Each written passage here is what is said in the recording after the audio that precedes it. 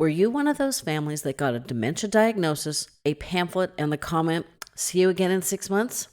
That's a common outcome, but thankfully, one newly minted doctor is working with a tech team to change all that. It's taken nearly 7 years creating this show, but now I can say that caregivers and doctors can more easily work together. You're going to love this conversation and what's been created to help caregivers. When you're done listening to this episode, be sure to share it with all your caregiver friends because they need to know about this latest and greatest partnership. Welcome to Fading Memories, the podcast for caregivers of loved ones with dementia. I'm your host, Jennifer Fink. My mom had Alzheimer's for 20 years, and when I went looking for answers, I had to start a podcast to find them. Join me as we navigate the challenges of dementia caregiving together. This podcast is your beacon of support and empowerment. Let's share our experiences, find solace, and discover the strength within us. Get ready to embark on a transformative caregiving journey with Fading Memories. If you're looking for additional advice, be sure to sign up for our weekly email newsletter. It's brief, gives you great advice. You can read it in less than 5 minutes, and you know where to find the link. It's in the website, on the show notes. We're working on subscriber-only information and specials, so you're not going to want to miss out. Caregivers, are you paying enough attention to your health? Do you suffer from poor sleep, brain fog, or sugar cravings? None of these issues have a quick fix, but adding Relevate from NeuroReserve to your day is an excellent place to start. With Relevate, you get science-backed nutrition to help strengthen and protect your memory and cognitive performance today and for years to come. You deserve a brain span that lasts your lifespan, and to help you get started, use the link in the show notes and code FM15 to get 15% off any regular order. I've been taking Relevate for 3 years now, and I've seen an improvement in my memory and thinking. Now, on with our show. Welcome back, caregivers. I know I say this every week. I have the perfect guest for you. I have been doing this show for 6.5 years, almost 7 years when this episode comes out. And today we are talking to Dr. Logan DeBose. He put a pause on his training in his residency to do something that all of us caregivers have needed and wanted for years, and that is to connect us to support. And I know you're going to love his story, so let's just dive right into it and welcome. I'm just going to call him Logan so I don't trip over his last name. Thanks for joining me, Logan. Oh, it's great to be on. Thank you, Jennifer, for having me. Fading Memories podcast as well. Just a great initiative, a great podcast. So I'm happy to be here and happy to talk about my journey so far and the resource matching tool that our team, the Olera team, Olera is the name of our group, we're creating to try and help exactly what you said, support families, connect them to aid programs, connect them to resources, care services, and try and help maybe demystify some of the confusion that's out there in caregiving for someone with dementia or other disabilities. Well, considering most of us find out from a doctor, you're definitely on a needed track. So why don't you tell us a little bit about you and, why you decided to extend the timing of becoming a full-fledged doctor by taking a year off from your residency to work with, it's Olera Care, right? Exactly. I'd love to answer that question. So just for those who may not be familiar, it's a pretty long training process. After you graduate high school, you go to undergraduate school, and then you go to medical school. Those things take 8 years together. And then you go to residency. And that's where I completed a full year of residency. It's a total of 3 years if you do internal medicine, which is the specialty I chose to do.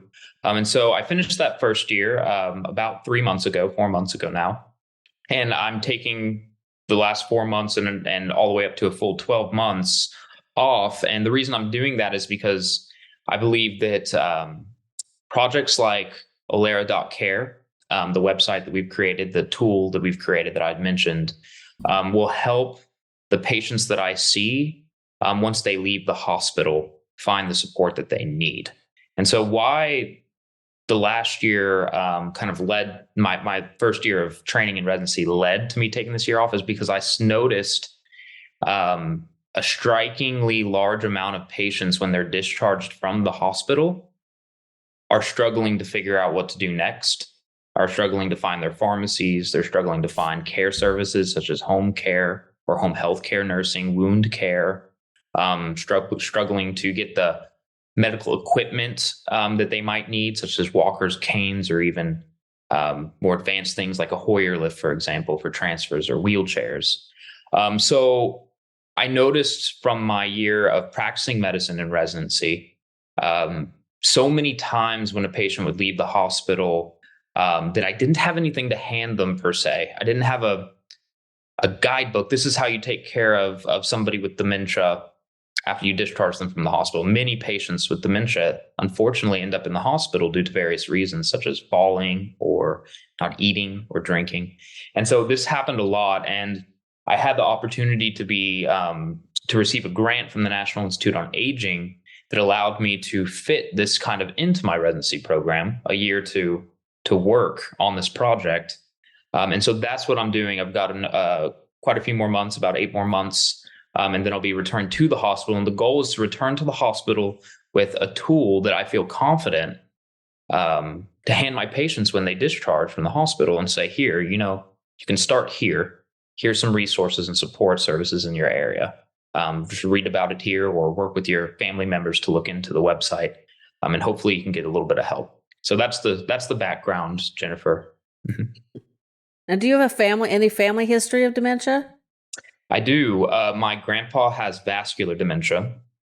So Alzheimer's dementia and vascular dementia might be a little bit different in terms of how you describe them clinically. So my grandpa had strokes, and these strokes led to brain death over time. He had 4 strokes, and each time a little part of his brain wasn't working the same way it was before the strokes. And so he has difficulties with mobility, short-term memory, and he now isn't able to take his medicines on his own. He needs somebody to help remind him to do so and to help get food for him, meals and such. So my mother is the primary caregiver of my grandpa, and my grandma also helps as well, on and off as she's able. So I've had that experience. It was about 2018 whenever he had his strokes before blood thinners were on board and were helping to avoid more strokes. So I can speak about it on a personal level too. And they're currently navigating a lot of the things you all are probably navigating, trying to understand long-term care policies, think about assisted living versus if you should be at home care. How much can the family contribute with working schedules? It's a lot. It's a big endeavor to take care of somebody. So I'm happy to share personal and clinical experiences. Whatever you'd like to hear about, Ms. Jennifer. Definitely. So I think a lot of caregivers, well, most of us are kind of thrust into this. We make adjustments, put into practice some systems, and we move on. And before we know it, we're up to our eyeballs in taking care of, parents or grandparents. Maybe you're a sandwich generation caregiver. You're still working your career.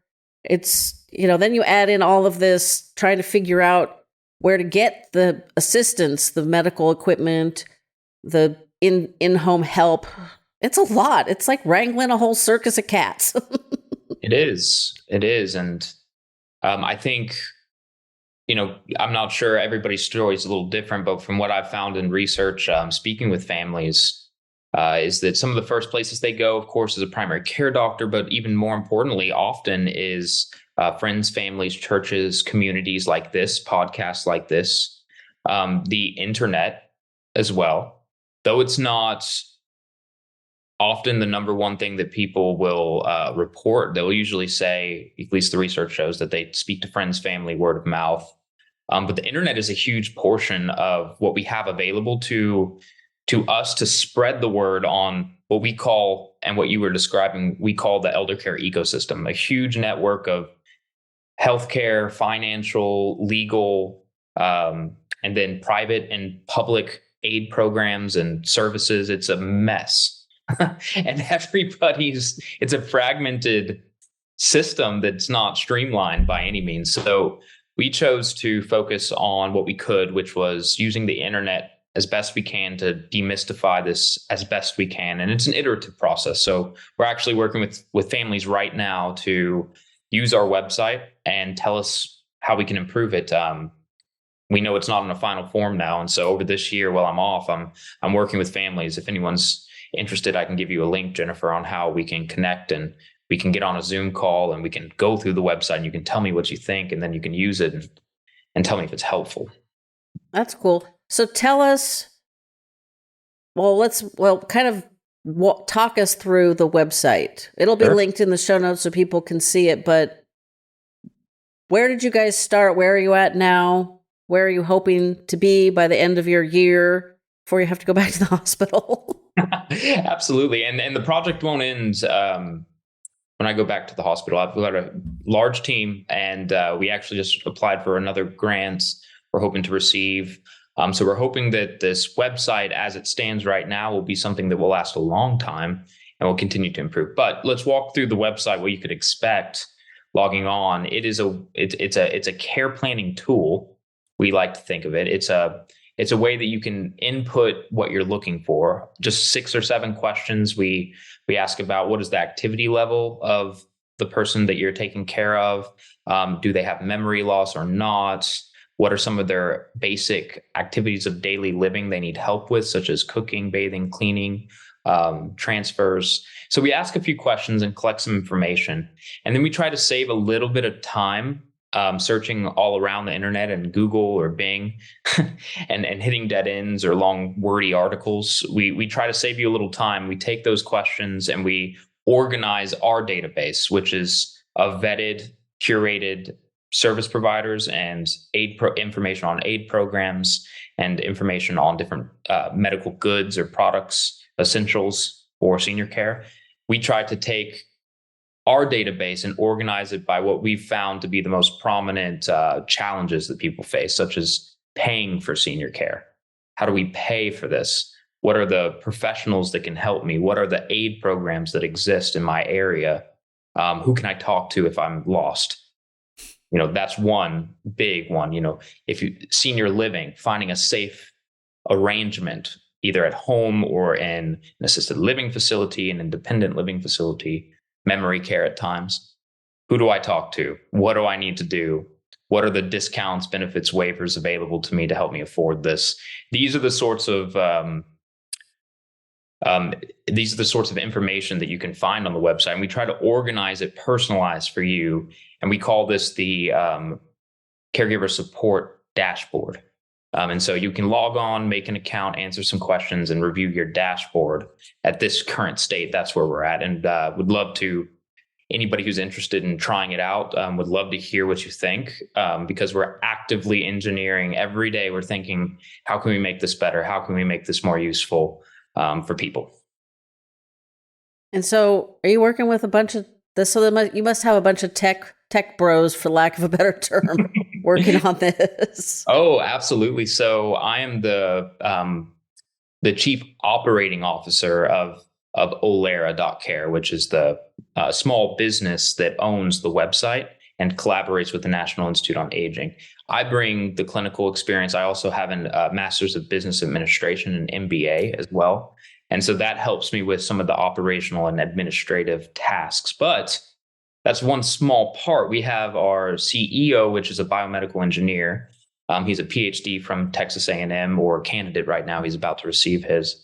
And so he's an engineer. And then we also work with an excellent team named X5. It's a contracting company who we work with for some of the designing and user experience design work on the website and building some parts of the website. So we do have a large team of tech people, tech bros, and they are excellent. And we hope one of the things that we want to prioritize the most is, we know a lot of websites are very wordy and long and hard to navigate and use a lot of jargon words that people aren't used to hearing or understanding. So we're focusing on trying to keep things simple and streamlined as much as possible. And the best way we can do that is, again, hearing from you guys and hearing from anybody who wants to tell us, what they liked and didn't like, and we'll respond by talking to the tech bros and changing things up. Now, so when you put in you answer the questions and say you're looking for an assisted living or memory care community, obviously that then is local or regional, not, but the whole website is obviously national. Is that a challenge making that happen? Because there are lots of resources out there, but man, they're just scattered into the wind. Oh, goodness.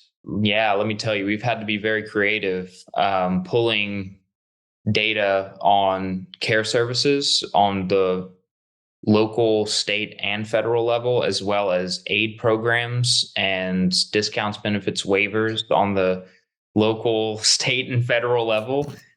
Very complicated. Again, we call this the elder care ecosystem. We use the word mapping the elder care ecosystem. So it is very complex. Some of the challenges we faced is that states vary on the pricing of home care versus assisted living versus memory care. They vary on the available state support and waivers for housing for the seniors. So it basically requires a very large database and a sophisticated, not necessarily complicated, but more of a sophisticated tagging structure, making sure that we can keep track of what is an aid program, what state is it applicable in, when was the last time we updated it, and how do we link that into our dashboard, our caregiver support dashboard, to make it useful. Because I don't know if you've ever read details on assisted living waiver policy in California, but it's probably not a light reading task. No, it's probably above my pay grade. I don't think I have that much legalese knowledge to decipher it. Well, it's crazy. Even an insurance contract, for example, or a long-term care policy. If you've ever sat down, with a cup of coffee in the morning, I'm going to read my long-term care policy.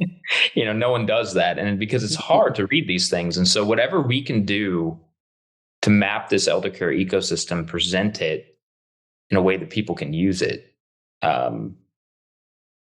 That's what we're interested in doing more than anything. Mm-hmm. So you've gotten a grant, hopefully a second one, from the National Institute of Aging. Are they looking at what you're doing as a way of maybe, I'm not sure how to word this. My thought process is people didn't live as long as they're living now. We seem to have more chronic, difficult diseases to deal with than we did, 40, 50 years ago. Starting to age myself again. So I think that's why the care and the support is just everywhere but nowhere. So is the National Institute of Aging kind of looking at what you're doing as maybe something that they can then also integrate into what they're doing, hopefully, so we can get all these resources coordinated? That's an excellent point of discussion. The National Institute on Aging is particularly interested, for example, in their 2023 Summit on Dementia Care and Care Services. One of the major research gaps, priorities for research and development projects like ours, was to organize on the local, federal, and state level all of this ecosystem that we're talking about. So to answer your question directly, that's one of the a well-organized database of services is very much a priority for the National Institute on Aging. And they're looking for small businesses that are interested in doing that, like ours. And then the other thing, it's great if we have all this information, but how are we presenting it? Are we presenting it in a way that's adoptable? And so that's one thing that we are obsessed with, is if we show this to an individual across the socioeconomic spectrum, aka how much you make, if somebody is a rich person or a poor person, can they use it? If we show this to people of different racial or ethnic groups, can they use it? Is it culturally relevant? And are we successful in taking complicated information, such as all the care services, all of the aid programs, and translating that into adoptable information that actually leads to behavioral change? For example, picking up your prescriptions or knowing what an assisted living home costs and how you might, or at least who you would talk to first if you feel like you would need that in order to finance it. So these sorts of questions, we were interested in having people use the website for a little while and see if they're better at kind of addressing these real world challenges that we will all face at some point, one way or another. When you're doing the search for like a memory care residence or assisted living residence, do you give them a list of things they should ask and places they should check to make sure the facility is appropriate or, doesn't have issues? Because most of my listeners should know that the memory care residence my mom moved to, I picked them because they gave me a good feeling and they said they'd let her keep her dog. Oh. So I did not do any legal research. I didn't even look for Google reviews. I didn't do any of the stuff you're supposed to do. Thankfully, it worked out just fine. My gut did not lie to me. But even now, it's like I know the things I'm supposed to ask, but I'm not sure exactly where to find some of the like state licensing information. I mean, I'm sure I could find it if I Googled it enough, but is that information that's included? Oh, good. Now we're going to take a quick break for an ad. These ads help me continue to bring the show to you for free. When I learned that despite eating as healthy as possible, we can still have undernourished brains, I was frustrated. I also live in a farming community, so I'm aware that our food isn't grown as well as we need. Learning about NeuroReserve's Relevate and how it's formulated to fix this problem convinced me to give them a try. Now I know many of you are skeptical, as was I. However, I know it's working because of one simple change. My sweet tooth is gone. I didn't expect that, and it's not something other users have commented on, but here's some truth. My brain always wanted something sweet. Now, fruit usually did the trick, but not always. One bad night's sleep would fire up my sugar cravings so much they were almost impossible to ignore. You ever have your brain screaming for a donut? Well, for me, those days are gone. It's been about 6 months since I started taking the supplement, and I have no regrets. I believe in my results so much that I'm passing on my 15% discount to you. Try it for 2 or 3 months and see if you have a miraculous sweet tooth cure, or maybe just better focus and clarity. It's definitely worth a try. Now back to our conversation. It is. And so in our provider listings, we call them. So a provider is a general term for an assisted living home, for example, or a home care agency, or even a provider of a support group. You provide a support group too. You can create a listing for that group. But if you look at one of these listings, we have a next step section on them. And so that next section will detail what would be the questions you would ask. One of the, and just, kind of getting into that, some of the top questions that people are interested in is how close is it? What is the staff to patient ratio or staff to client ratio? What are the medical needs that I have? You have to ask yourself questions. What are those that I have? Do I need somebody to come in and help me dress, or do I need somebody to give me medications? Those are two different types of services, right? Mm-hmm. And then can that facility meet those needs? And typically a nursing assessment goes on somewhere in between there, where the assisted living facility will have a nursing assessment of some sort to kind of match those needs up.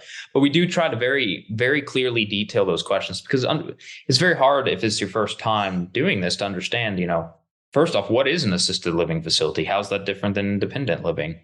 We have articles on that and videos and such.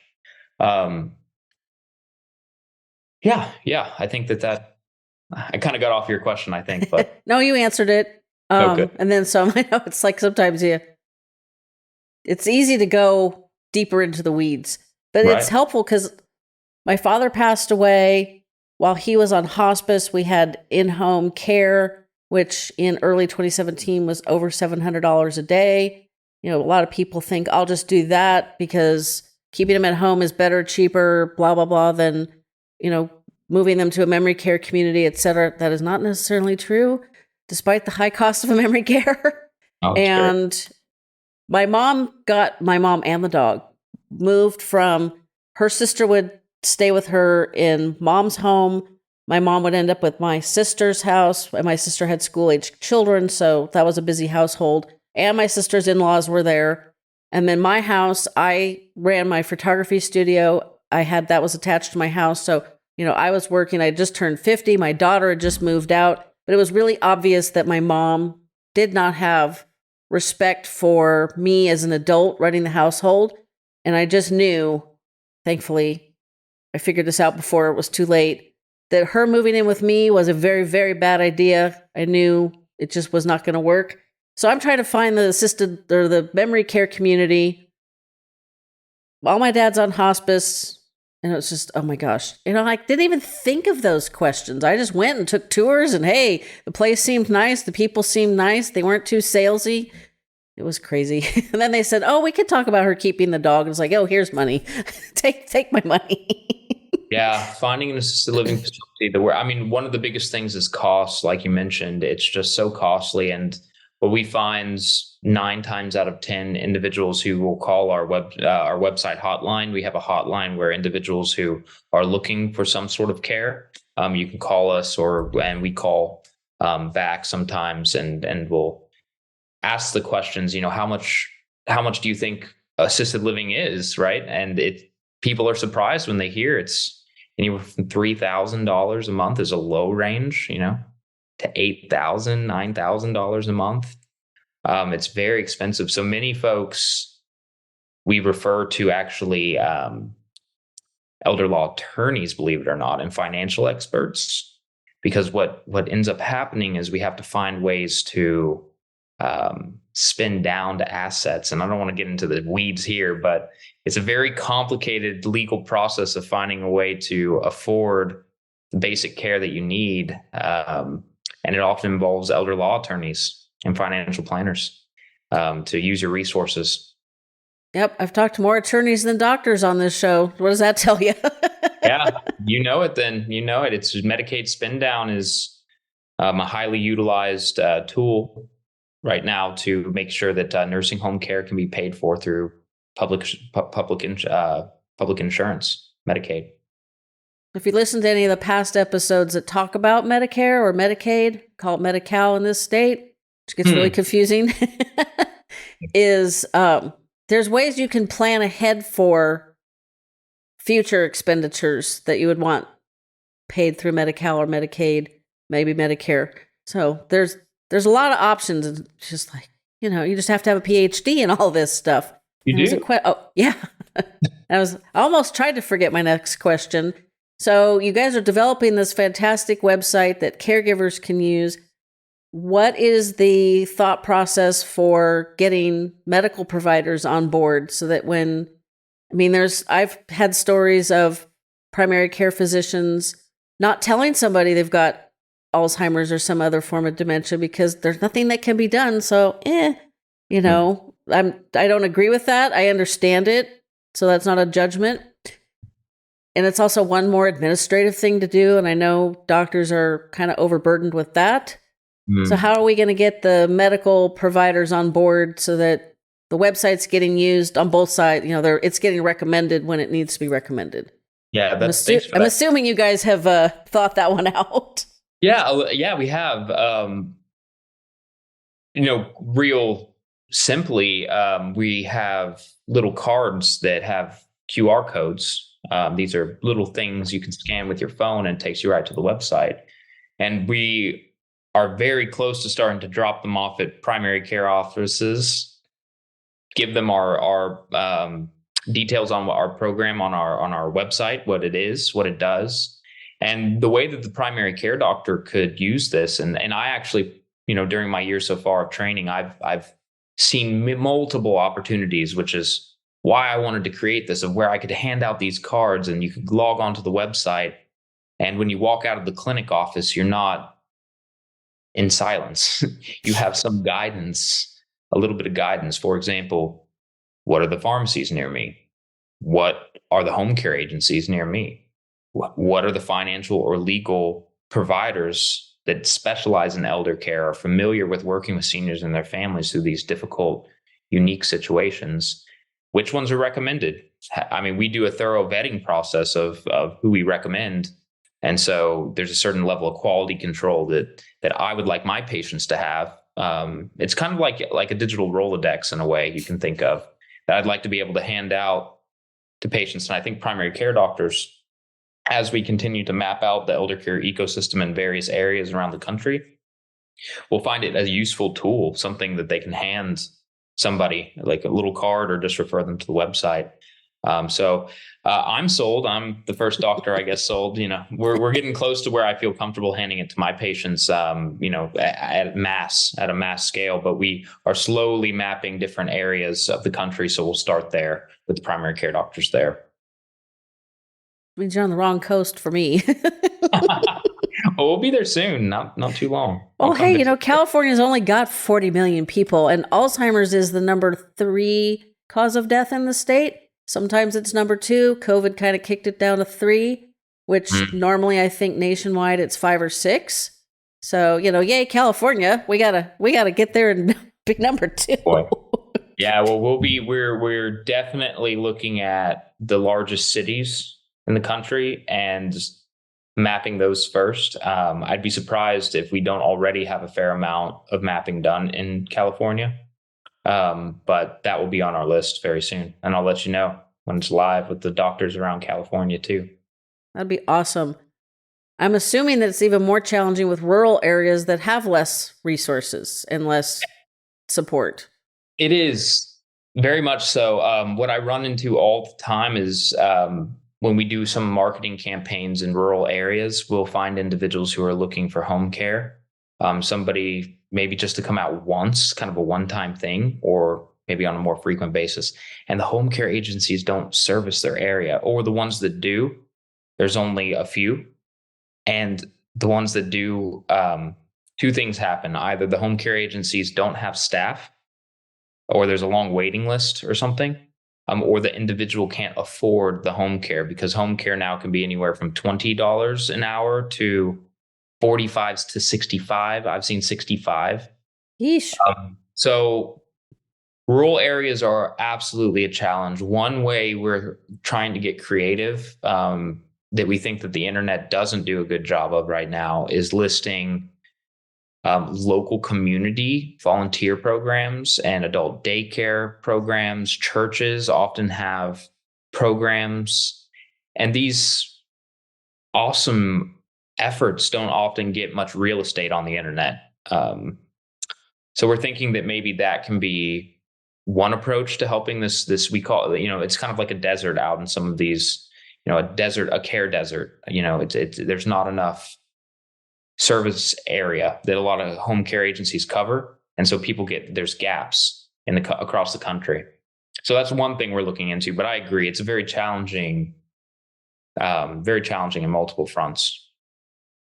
And you're trying to corral all the services and resources in this very large country, and then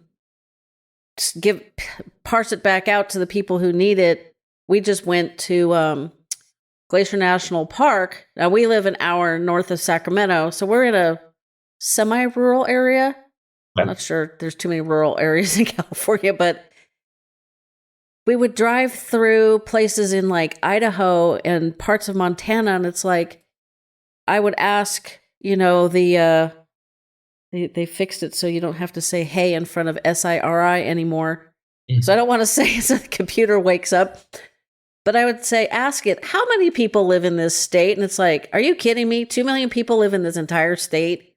There's 40 million in California. It's like, people move to some of those places to have space and freedom and not be harassed by traffic and crazy neighbors and all that. But then the flip side of the coin is there's a whole lot less to do, because we're an hour away from our doctor. Trust me, when you don't feel good, that stinks. Yeah, that's tough. I think another thing that we didn't mention when we talk about rural areas, something that COVID forced us to get used to, were virtual, remote, not only doctor's visits and telehealth, but other services too. And one of the ones that I'm particularly excited to be exploring right now is social work. I don't know if anybody's ever worked with a social worker before.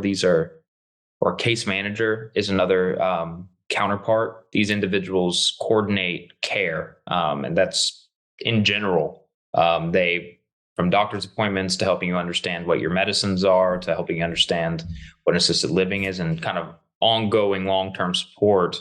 How can we deliver remote professional care coordination to these rural areas? Because then dedicated time can be truly spent to looking into those.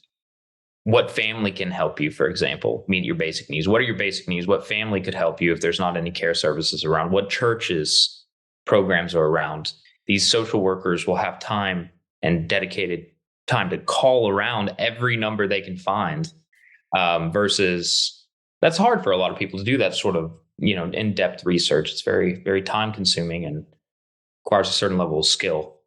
So anyways, rural areas, I think or virtual support groups, social workers, doctors, that's something that I'm anytime I hear an effort or an idea about that, I'm trying to push it forward as much as I can, including our own.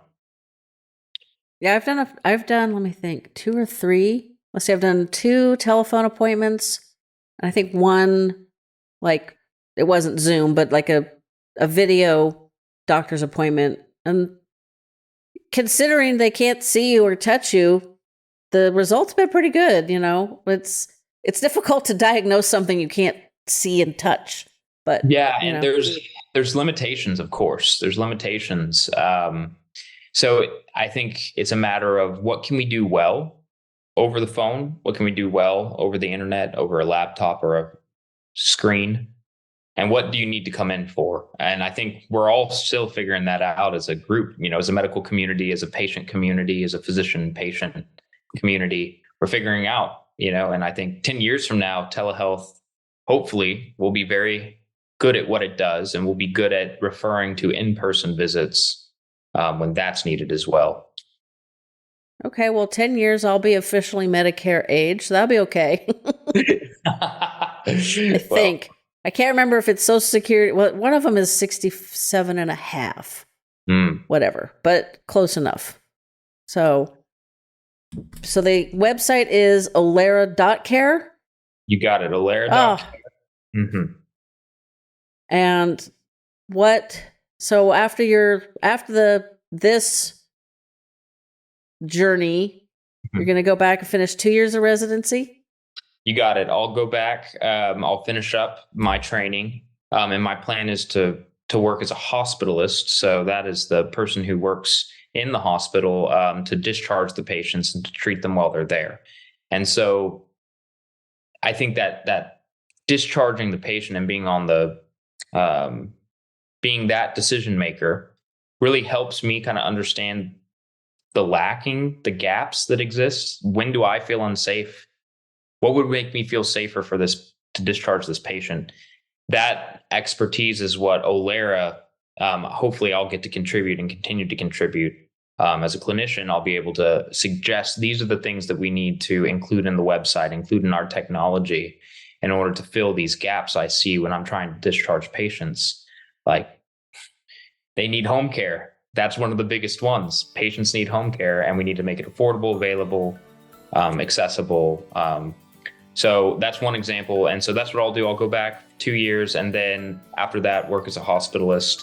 Olera as a company will persist on. I'm just one of many individuals involved in the project. So, thanks to all of them. If any of them are listening, they'll carry on the project into the future. So we'll see where it goes, and we're excited to share it with everybody. I'll send you some links after this as well.